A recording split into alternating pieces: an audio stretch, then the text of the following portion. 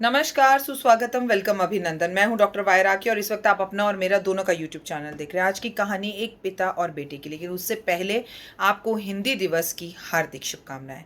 आज का दिन हमारे हिंदी मातृभाषा का दिन है, लेकिन उस देश में मैं हिंदी दिवस की हार्दिक शुभकामनाएं कैसे दूं जहां मैं किसी भी कॉल सेंटर में जब कॉल करती हूं, कहीं पर भी कॉल करती हूं, तो वहां पर बोला जाता है इंग्लिश के लिए एक दबाएं और हिंदी के लिए दो।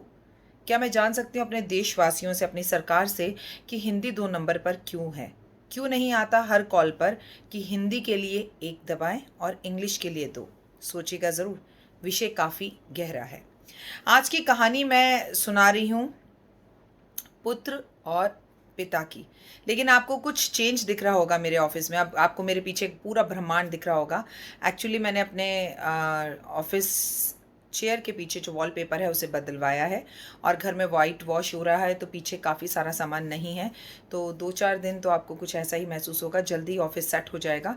अभी ऑफ़िस में वाइट वॉश चल रहा है, इसलिए आपको थोड़ी-सी चेंजेस दिखाई दे रहे हैं। बहुत समय पहले की बात है, एक बेटा अपने पिता के साथ लड़ाई करने लगा और लड़ाई करते-करते कहने लगा कि मुझे इस कंपनी का 1 लाख रुपए का फ़ोन ही चाहिए। पिता ने कहा कि इतना महँगा फ़ोन 1 लाख रुपए का क्या करना है तुम्हें? बात तो 12,000 के फ़ोन से भी हो जाएगी।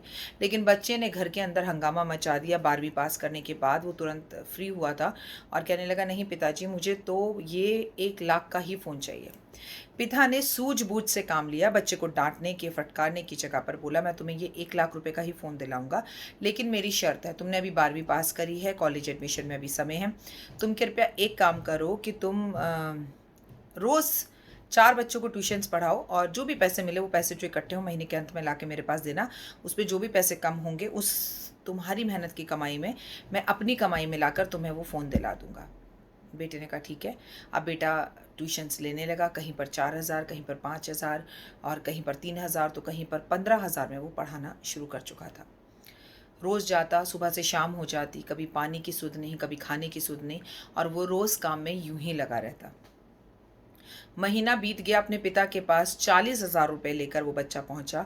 पिता ने कहा कि अरे वाह, तुमने 40,000 एक महीने में बच्चों को ट्यूशन देकर पढ़ाए?